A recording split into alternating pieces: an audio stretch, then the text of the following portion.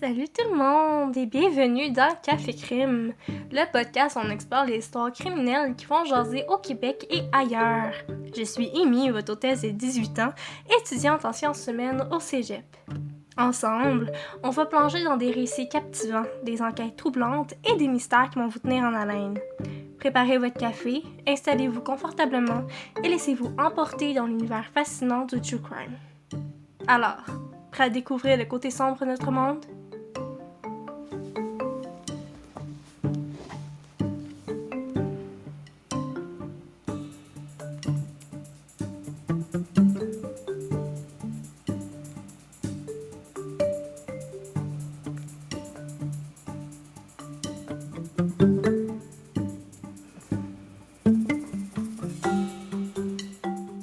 Avant de commencer le podcast, je tiens à dire que c'est la deuxième fois que j'enregistre cet épisode. Je l'ai enregistré il y a 1 heure. Évidemment, ça s'est pas enregistré comme il fallait. Donc, let's go, recommencer. Je vais essayer que ça paraisse pas trop dans ma voix, que je suis en burn-out informatique. Donc, avant chaque épisode, je fais un trigger warning.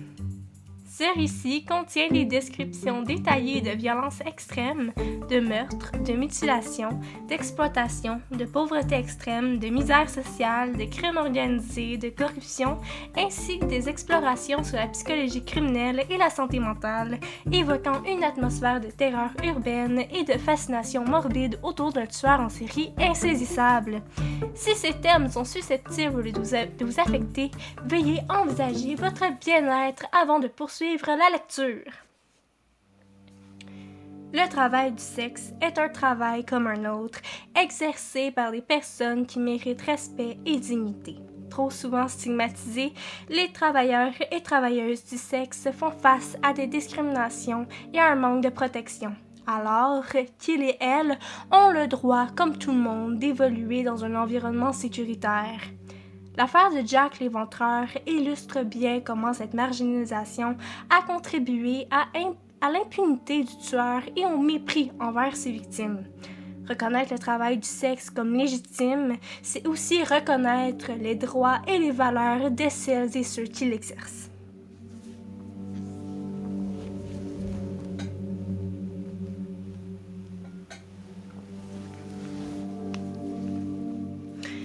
Londres à la fin du 19e siècle.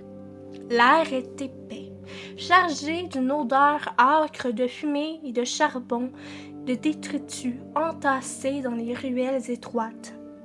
La ville est un monstre tentaculaire où le faste et la richesse côtoient la misère la plus abjecte.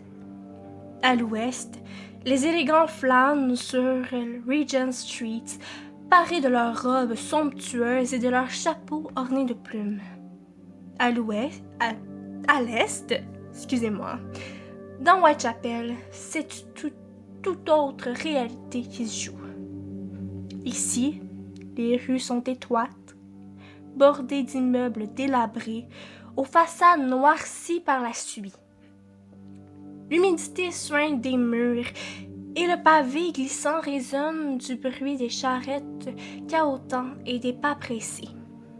Les cris des marchands ambulants se mêlent au râle des ivrognes qui titubent hors des tavernes, tandis que des silhouettes hagardes, emmitouflées dans des haillons, se pressent contre les murs pour échapper à la brise glaciale.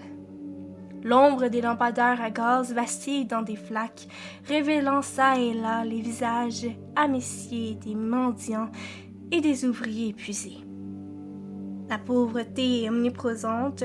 Whitechapel abrite les laissés-pour-compte de la révolution industrielle, ceux que la prospérité de Londres a oubliés. Les usines cachent leur fumée noire, et les ouvriers, hommes, femmes, enfants, s'y entassent pour des journées harassantes de 12, parfois 16 heures. Le salaire est misérable, insuffisant pour se loger décemment. Beaucoup dorment dans des dortoirs insalubres où l'odeur de sueur et de moisissure vous prend à la gorge dès l'entrée. D'autres, plus malchanceux encore, n'ont que les pavés des trottoirs ou l'obscurité d'une allée pour abri. Les tavernes sont pleines à craquer. L'alcool est le seul refuge contre l'oppression du quotidien. Un gin bon marché, un whisky coupé d'eau sale, et l'espace d'un instant, les angoisses s'estompent. Mais l'ivresse est brève, et avec elle vient la violence. Les bagarres éclatent à tout moment. Un couteau surgit d'une poche et un cri perçant fend la nuit avant d'être englouti par le tumulte de la ville. Les femmes sont les premières victimes de cette misère écrasante. Veuves abandonnées, rejetées, beaucoup n'ont d'autre choix que de vendre leur corps pour quelques pence. Elles traînent sur les trottoirs sombres, se faufilent entre les silhouettes, espérant qu'un client ne sera pas trop brutal, qu'elles auront de quoi payer une chambre pour la nuit. L'une d'elles, emmitouflée dans une cape rapressiée, marche d'un pas rapide. Son regard est las, ses traits marqués par la fatigue et le froid mordant. Elle croise un policier qui détourne le regard. Ici, les forces de l'ordre n'ont que peu d'intérêt pour les prostituées. Dans cette jungle urbaine, la justice est une illusion. La police est dépassée, sous-payée, souvent corrompue. Les meurtres sont monnaie courante et beaucoup restent impunis. Lorsqu'un corps est découvert dans une ruelle obscure, on hausse les épaules. Un règlement de compte, une querelle qui a mal tourné, demain un autre cadavre viendra s'ajouter à la liste. La vie humaine ici n'a qu'une valeur relative. Et pourtant, sous cette chape de misère et de désespoir, Londres ne dort jamais. Le marché de Spitalfields vibre dès l'aube. Les ouvriers affluent, le bruit des marteaux et des machines envahit les rues. La ville continue de respirer, de grandir, d'engloutir ceux qui tentent de s'y faire une place.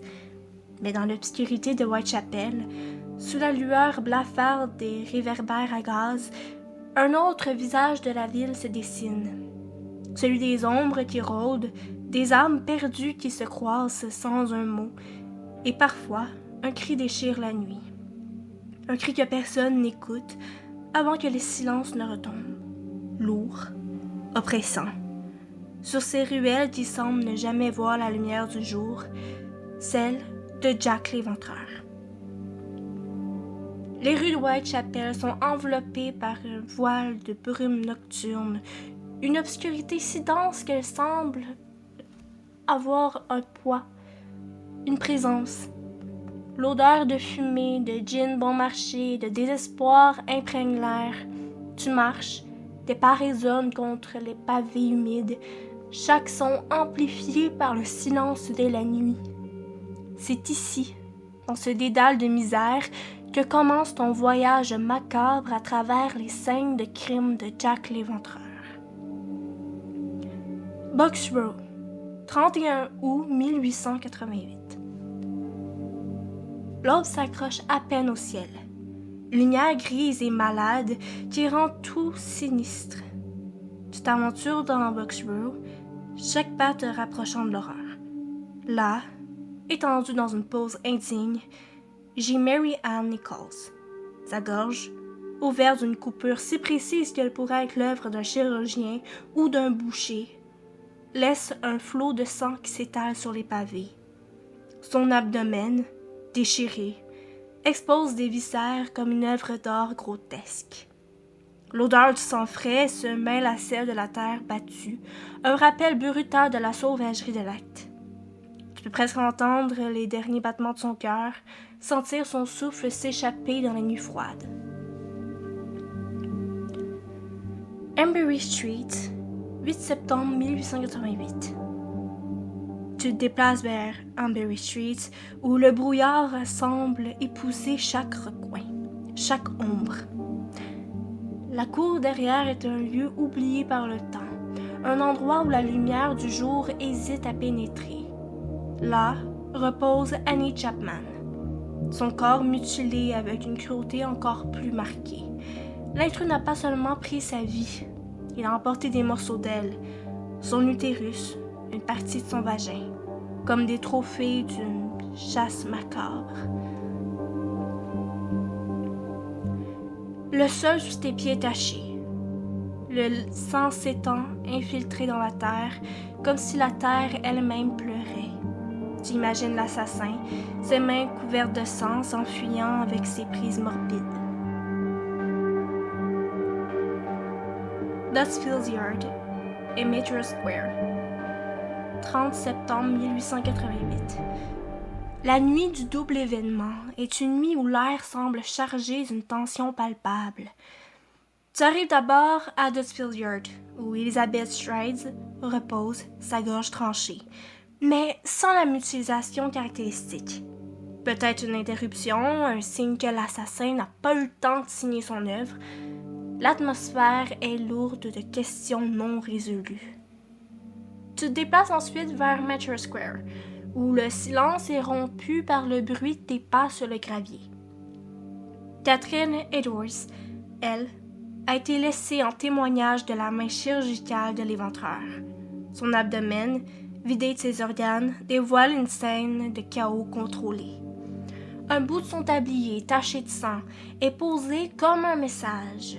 Un morceau de tissu qui a vu trop d'horreur.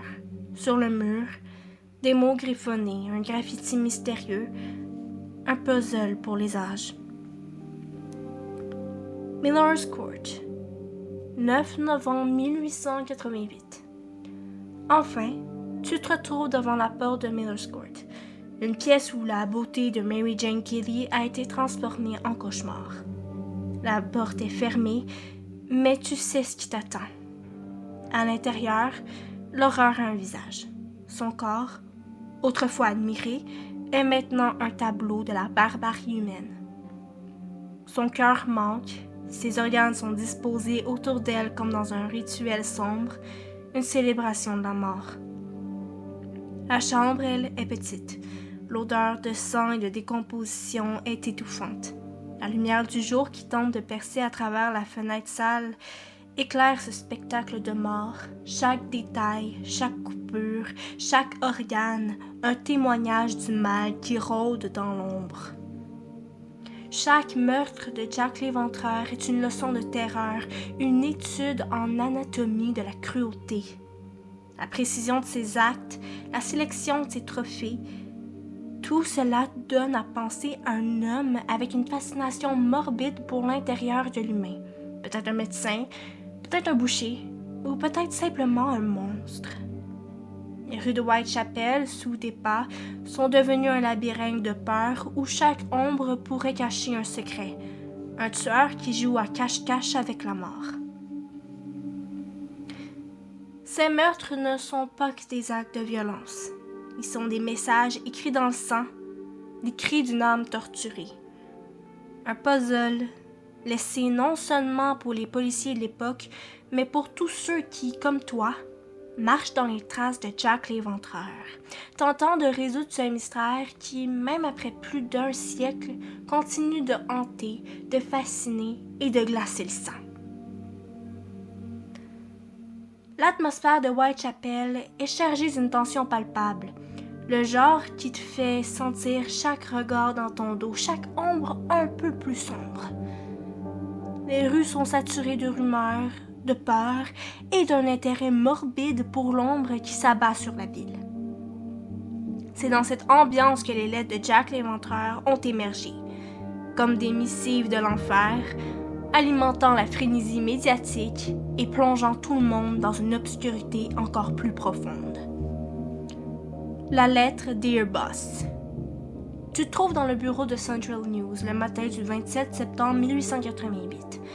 L'air est électrique, les journalistes sont en ébullition autour de toi. Sur le bureau, une enveloppe simple. Mais ce qu'elle contient est tout sauf ordinaire. Tu ouvres la lettre, écrite en encre rouge comme pour imiter le sang. Et les mots te frappent comme un coup de poing. « Cher patron », commence-t-elle. Avec ses fautes d'orthographe et ses ponctuations erratiques, mais c'est le contenu qui te glace le sang. Je continue d'entendre dire que la police m'a attrapé, mais ils ne m'auront pas encore. J'y ris quand ils ont l'air si intelligents et qu'ils parlent d'être sur la bonne voie. Les mots semblent se moquer de toi, la police, de tout le monde. La promesse de couper les oreilles de la prochaine victime te fait frissonner. L'authenticité de cette lettre est contestée, mais à ce moment, tu y crois, tu veux y croire. Puis, la confession de Fred Brest en 1931. Mais cela n'efface pas l'impact de cette lettre. Elle a changé l'enquête, transformé un tueur anonyme en une légende. Jack the Ripper, Jack l'Éventreur. Tu imagines les affiches, les yeux de tous, cherchant une écriture familière, une main coupable. La carte de Saucy Jack. Un jour passe, et le 1er octobre, tu tiens une carte postale. Un exemple une extension de la première lettre. Je ne plaisantais pas, cher vieux patron. Quand je vous ai donné le tuyau, vous entendrez parler du travail de Saucy Jack demain. Double événement cette fois. Le numéro 1 a un peu crié. Je n'ai pas pu finir la suite. La mention du double événement, avant même que la presse n'en parle, te donne des frissons. La similitude de l'écriture, cette audace, cette façon de jouer avec la police et le public, tout cela est terrifiant. Tu peux presque voir le sourire narquois de l'auteur à travers ses mots. La lettre from Hell. Tu es chez George Lusk, le chef du comité de vigilance, le 16 octobre 1888. L'ouverture de l'enveloppe révèle non seulement une lettre, mais aussi un demi-rein humain, préservé dans l'alcool. Une preuve macabre et indéniable de l'horreur. La lettre, écrite avec un orthographe de gosse, annonce « De l'enfer, monsieur Lusk, monsieur. Je vous envoie la moitié du rein que j'ai pris à une femme. Je l'ai conservé pour vous. L'autre morceau, je l'ai frit et mangé. C'était très bon. » Le choc te frappe. L'image d'un tueur cannibale se formant dans ton esprit, amplifiant la terreur déjà présente. La lettre Openshaw. Tu te retrouves dans le bureau de Dr. Thomas Rocks, Openshaw, examinant ce rein envoyé à Lusk. Une nouvelle lettre arrive, promettant plus d'horreur, plus d'entrailles.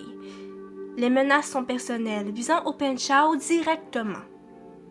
C'est une autre pièce dans ce puzzle tordu, mais moins retentissante que les autres, bien que toujours terrifiante. Les lettres anonymes. Tu es submergé par des centaines de lettres, chacun prétendant être de Jack l'Éventreur. Tu les parcours, sentant la folie et la fausseté de la plupart, mais chaque nouvelle lettre ajoute à la confusion, à la peur, saturant l'enquête d'une cacophonie de fausses pistes. Ces lettres, qu'elles soient réelles ou des canulars, ont tissé la toile de notre fascination envers Jack l'Éventreur. Elles ont fait de lui plus qu'un tueur, une figure mythique qui défie le temps, une énigme qui a capturé l'imagination collective. Tu te rends compte que chaque mot, chaque lettre a contribué à transformer une série de crimes en une légende urbaine, une histoire de terreur qui continue de résonner à travers les âges, une démonstration poignante de comment la presse et la communication peuvent influer et façonner notre perception de la criminalité.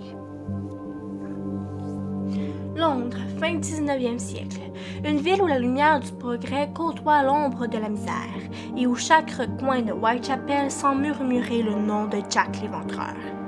Tu es là, au cœur de cette enquête qui défie la logique et les compétences de la Metropolitan Police. Une institution où, à la fois en pleine croissance et cruellement inexpérimentée, face à une telle série de meurtres sophistiqués et brutaux. L'air est chargé de tension.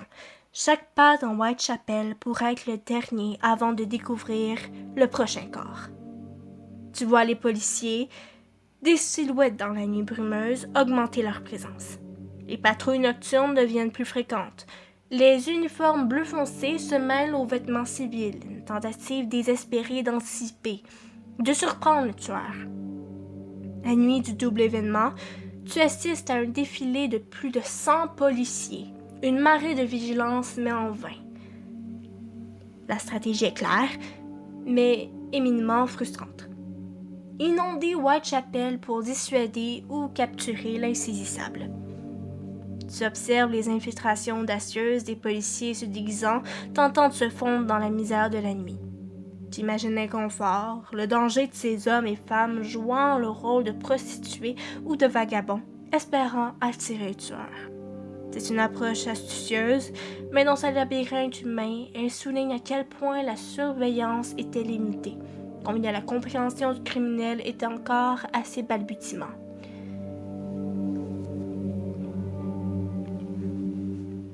Les interrogatoires, tu les vois comme des vagues incessantes. Une mer de visages, de voix, de mensonges et de vérités. Les salles d'interrogatoire sont pleines, les dossiers s'accumulent. Chacun un récit potentiel du coupable. Mais la méthode est brutale, sans discernement, submergeant la police avec des données, des alibis, des descriptions, rendant la véritable file d'Ariane presque impossible à distinguer. Sur les scènes de crime, tu es là, quand les premiers policiers arrivent, observant comment la curiosité publique, la presse avide et même les forces de l'ordre contaminant les preuves. Les médecins légistes, avec leurs instruments rudimentaires, examinant les corps, notant chaque coupure, chaque organe manquant. Une précision chirurgicale qui oriente les soupçons vers un homme de science ou un artisan de la mort. La communication entre le Metropolitan Police et la City of London Police est un désastre visible. Tu perçois les frictions, les informations qui ne s'échangent pas. Les efforts qui se dupliquent et s'annulent. Les frontières juridictionnelles invisibles mais bien présentes, semblant plus infranchissables que les murs de la Tour de Londres. La corruption soigne de la police comme une plaie ouverte. Tu entends des rumeurs de pots de vin, de négligence, d'officiers peut-être plus intéressés par le gain personnel que la justice. La confiance publique s'effrite, les enquêtes sont entachées et la chasse à Jack l'Éventreur devient une course d'obstacles contre la propre force de l'ordre. L'information, elle, est un fléau qu'on ne peut contrôler. Tu vois la police submergée par des théories du complot, des témoignages fabriqués, des suspects choisis non pour la vérité mais pour les préjugés. L'antisémisme, la xénophobie, chaque préjugé ajoute une couche de confusion, chaque fausse piste, chaque lettre anonyme sème la discorde parmi ceux qui cherchent désespérément un ordre dans ce chaos. Dans cet environnement, l'enquête sur Jack l'Éventreur devient un témoignage vivant des lacunes de l'époque. Une danse maladroite entre l'inefficacité, la corruption et l'incompétence. Chaque erreur, chaque manquement te fait presque sentir la frustration des policiers, leur impuissance face à un tueur qui semble se moquer de leurs efforts, un fantôme dans la nuit londonienne qui révèle non seulement la brutalité des crimes, mais aussi les failles abyssales de la justice de l'époque. Tu es plongé dans le brouillard de l'enquête, entouré de dossiers qui semblent autant de portes fermées sur des mystères non résolus. Chaque nom sur ces feuilles jaunies par le temps est une histoire, une vie scrutée à la loupe, mais souvent sans la clarté nécessaire pour révéler la vérité. Montague John Druitt. Tu le vois, ou plutôt tu imagines cet avocat et enseignant. Un homme solitaire qui s'est noyé dans la Tamise, le timing de sa mort coïncidant étrangement avec la fin des meurtres, semble presque trop parfait. Tu lis les notes, les spéculations sur sa santé mentale, les rumeurs qui s'étissent autour de son nom. Pourtant, en cherchant, tu ne trouves que du vide. Pas de preuves concrètes, pas d'alibi vérifié. John devient un fantôme, un suspect posthume dans une affaire où les morts ne parlent pas.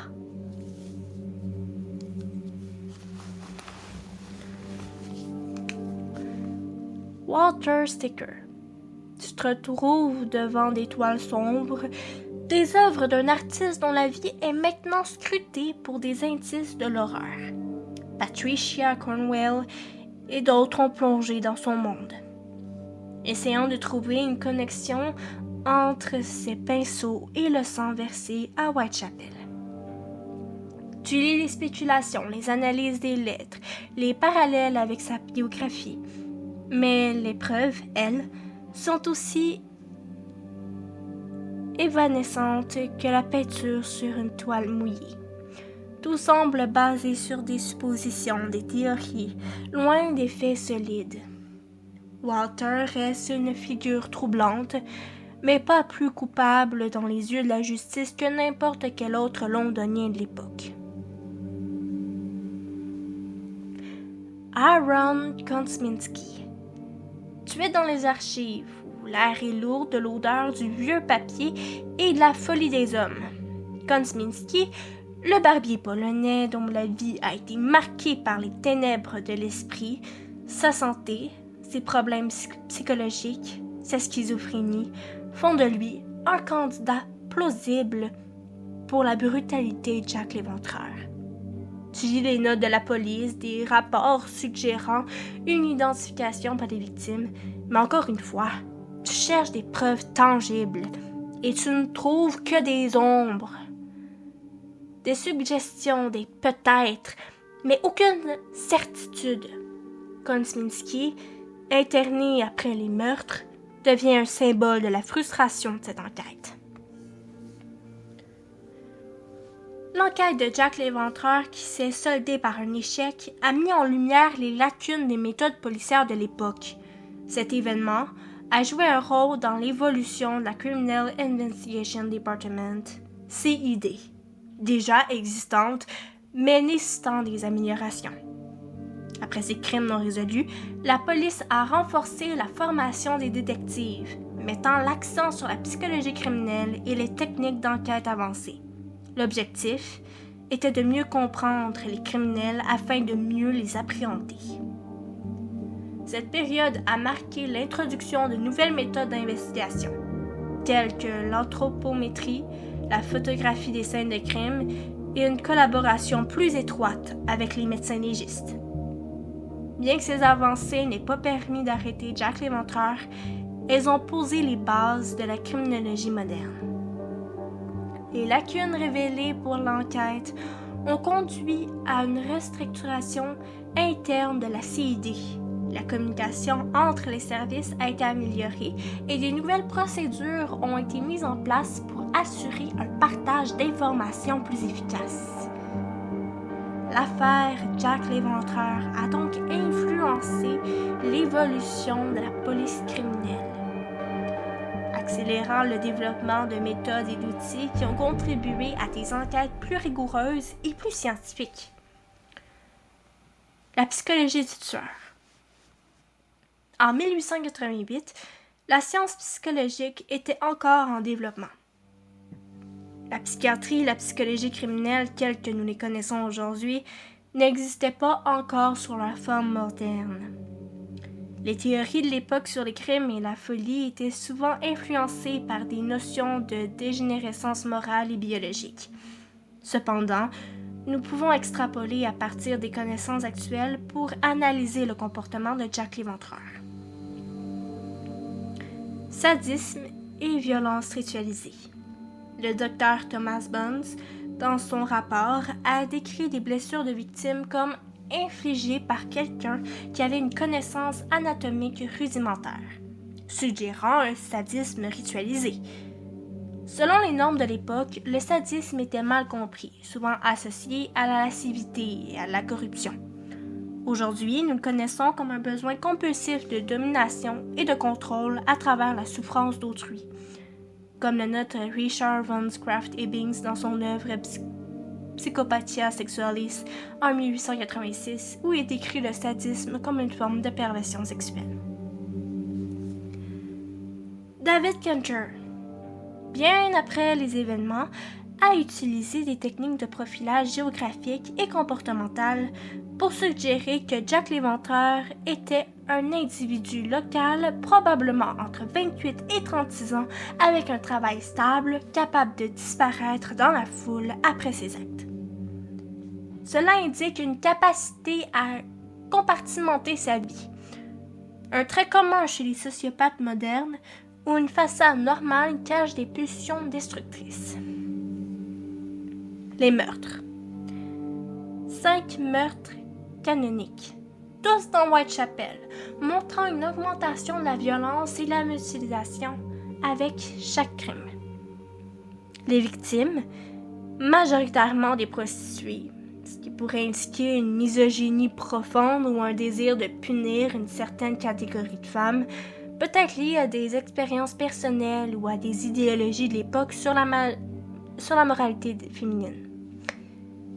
Des lettres prétendument de Jack l'Éventreur, dont la lettre au sang, montre un désir de manipulation psychologique, un besoin de notoriété ou une forme de communication avec ses admirateurs ou la police. Bien que difficile à confirmer sans examen direct, certains spécialistes comme John Douglas ont spéculé une possible psychose où les meurtres seraient des actes rituels pour apaiser des délires internes.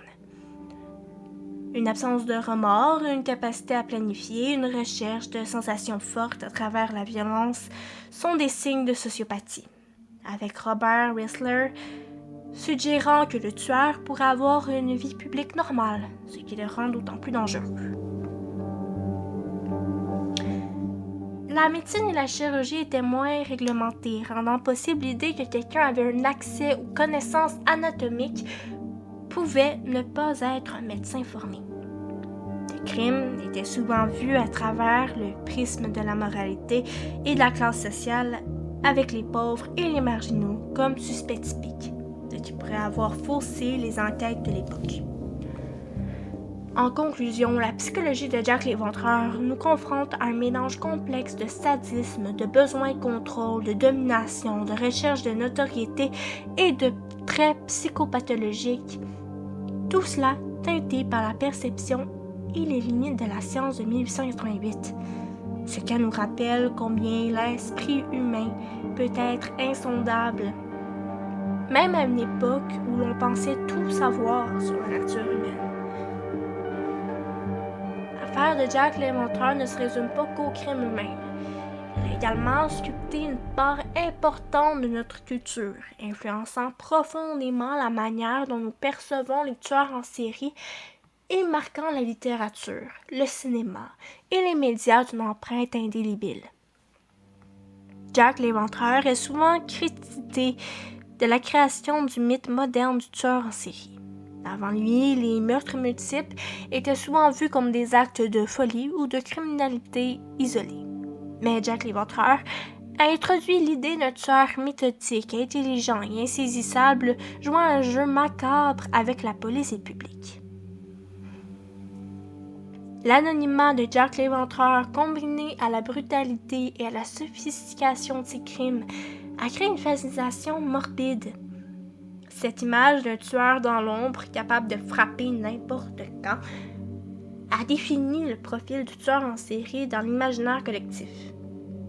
Le surnom, Jack l'Éventreur, est devenu synonyme de terreur urbaine, inspirant une multitude de crimes fictifs dans lesquels le tueur est un être quasi mythologique, laissant derrière lui des messages ou des indices, une trope popularisée par cette affaire. Les crimes de Jack l'Éventreur ont directement influencé le genre du roman policier. Des auteurs comme Arthur Conan Doyle avec Sherlock Holmes ont vu dans cette affaire une inspiration pour des intrigues complexes, des enquêtes poussées et des criminels énigmatiques. De nombreux auteurs ont écrit sur Jack l'Éventreur, soit en explorant des théories sur son identité, soit en créant des fictions basées sur son mystère.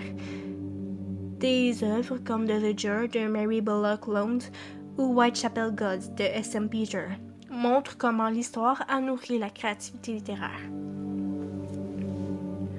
Le cinéma a été particulièrement friand de l'histoire de Jack l'Éventreur.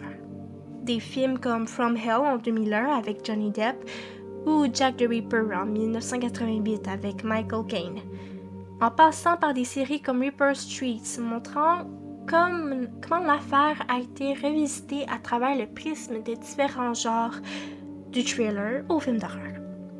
le personnage de Jack l'Éventreur a été réinterprété de multiples façons, parfois dans des contextes surnaturels ou avec des twists temporels, montrant l'adaptabilité de la légende à travers les époques et les médias. Les meurtres ont été parmi les premiers à bénéficier de la couverture médiatique massive et sensationnaliste. Les journaux de l'époque ont non seulement rapporté, mais aussi façonné l'histoire, parfois en inventant des détails ou en exagérant pour vendre plus de copies. Cette dynamique a établi un précédent pour la manière dont les médias couvrent les affaires criminelles. La presse a également servi de plateforme pour des milliers de théories, de spéculations et de débats publics sur l'identité de l'assassin, établissant une tradition de true crime où le public devient amateur détective. Au fil des décennies, Jack l'Éventreur est passé d'un symbole de terreur et d'horreur à une sorte de figure iconique de la culture populaire. Sa transformation en personnage de fiction a parfois atténué l'horreur de ses actes réels, le rendant presque mythique. L'affaire a contribué à l'idée que la célébrité du crime ou les tueurs en série deviennent des figures connues, étudiées et même parfois glorifiées dans certains cercles, ce qui soulève des questions éthiques et psychologiques sur notre fascination pour le mal. Avec le temps, la perception de Jack l'Éventreur a également été utilisée pour critiquer ou observer des conditions sociales de l'époque victorienne. Le traitement des femmes, la pauvreté et les inégalités, faisant de l'affaire un prisme à travers lequel on examine les problèmes sociétaux. Jack l'Éventreur, bien au-delà de ses crimes, continue de résonner dans notre culture, reflétant nos peurs, nos fascinations pour l'inconnu et notre quête incessante de réponse aux mystères les plus sombres de l'humanité.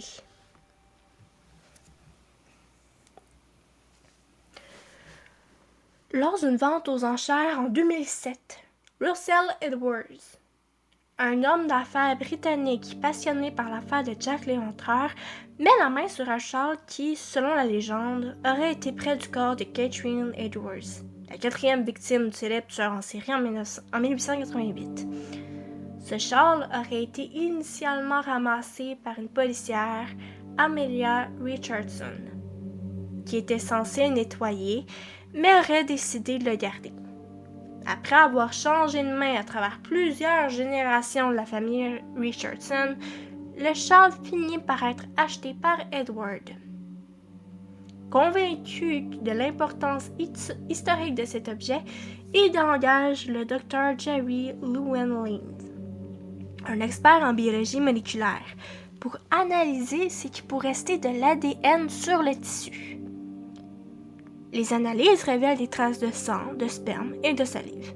Un match ADN mitochondrial est trouvé entre une tache de sang et des descendants vivants de Catherine Edwards, ce qui semble confirmer que le châle a bien été en contact avec elle. Plus controversé, une correspondance ADN est également établie entre une tache présumée de sperme et des descendants d'Aaron Kosminski, un suspect connu à l'époque victorienne pour les meurtres de Jack l'Éventreur.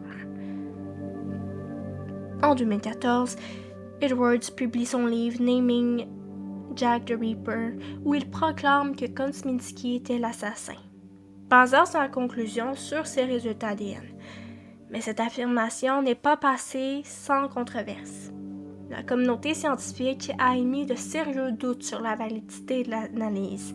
Les experts ont signalé que l'ADN mitochondrial ne permet pas d'identifier un individu de manière définitive, mais plutôt une lignée maternelle.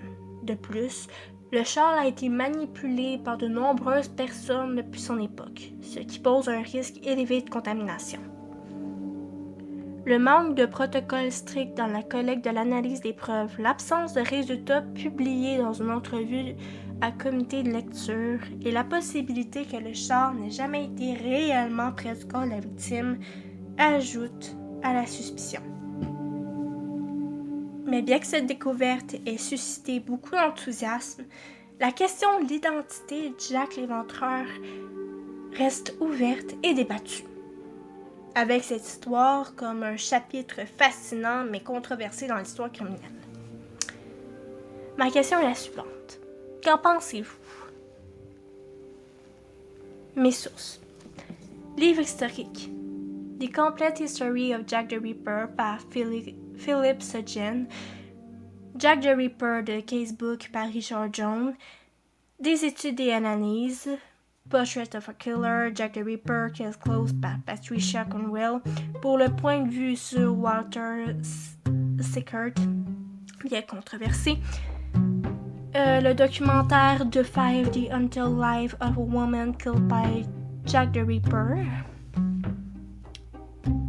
Des sites web et bases de données, Casebook, Jack the Ripper, casebook.org, une des sources en ligne les plus complètes sur l'affaire, le site officiel de Scotland Yard et des archives policières pour des informations historiques sur la CID et les méthodes policières de l'époque. Divers articles sur l'histoire criminelle de Londres, les impacts sociaux, les meurtres et la naissance du genre du roman policier. Des articles de presse et d'interviews, plusieurs médias comme The Daily Mail, The Guardian, The BBC News ont couvert l'histoire, rapportant les déclarations d'Edwards et les résultats de ses recherches. Et c'est ainsi que s'achève notre voyage à travers les ténèbres de Whitechapel et l'intrigue sans fin de Jack l'Éventreur. Nous avons revisité les scènes de crime, les faiblesses des enquêtes et les lettres qui ont alimenté une légende. Mais comme nous quittons cette histoire, il est crucial de ne pas oublier la leçon qu'elle nous enseigne. Le mystère et le mal peuvent se nicher dans les recoins les plus imprévisibles de notre quotidien. Ne sous-estimez jamais l'inconnu. L'histoire de Jack l'Éventreur nous montre que même dans une ville en plein essor, l'ombre de la menace est toujours présente. Gardez l'œil ouvert, soyez conscients de vos alentours et souvenez-vous que la vigilance est la clé pour préserver notre sécurité. Merci d'avoir suivi cet épisode de Café Crime. Restez prudents et à bientôt pour une nouvelle aventure dans le monde du crime.